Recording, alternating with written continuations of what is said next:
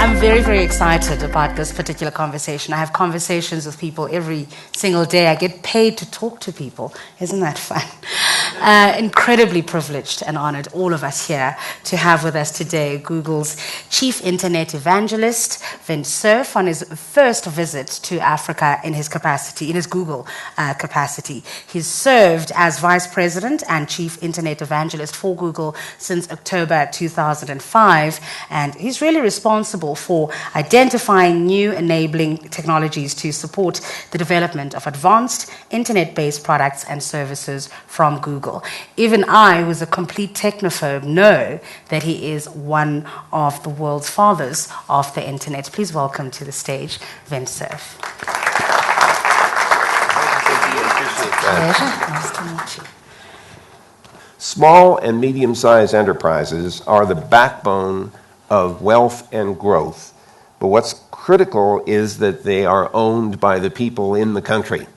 So it's wonderful for countries to have arrangements to invite other companies to come in and set up businesses and operations, but real wealth comes from ownership, and ownership comes from the people who are running small and medium-sized enterprises. Second, I want to point out that in addition to the venture capital contribution to GDP, that government research is also a very important element.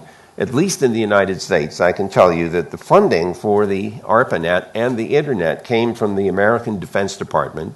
It was augmented by the National Science Foundation. They funded the operation and development and evolution of that system from 1969 until 1995.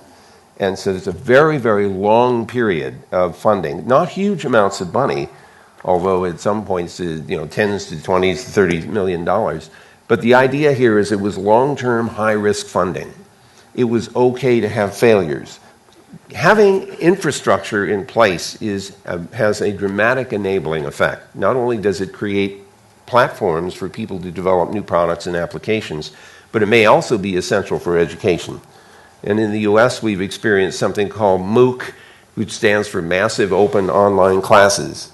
My two colleagues at Google decided to teach a class in artificial intelligence at Stanford last year, and they thought maybe 500 people would sign up. Some of you have heard this story. 160,000 people signed up for the class because it was offered through the internet. And of course, there was a mad scramble to redo the software. Since that time, some classes have got to the size of 350,000 people.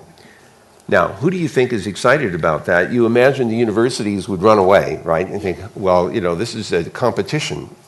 The strongest proponent for MOOCs that I know is John Hennessy, the president of Stanford University. And I asked him, why do you like this? I mean, you have these $50,000 a year tuition and everything else. And he says, let me explain the economics.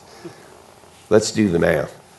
Suppose that you have 100,000 people in the class, not an unusual potential.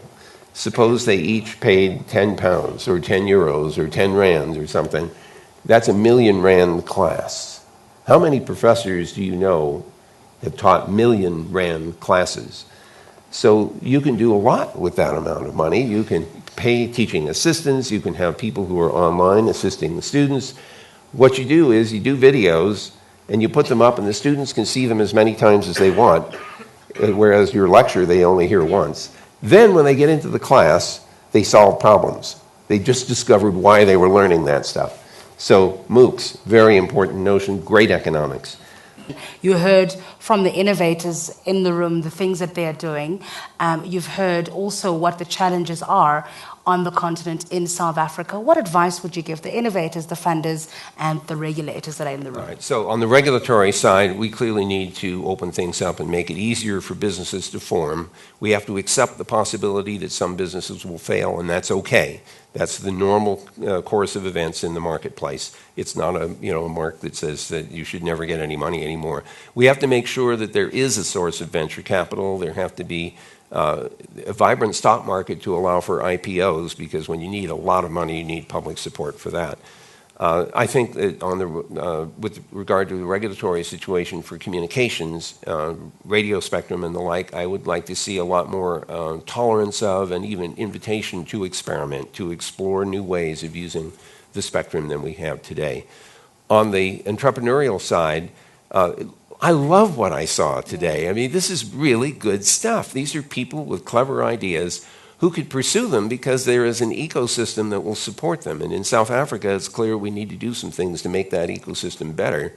I think that on the educational side, we also have to do more than teach people how to use applications.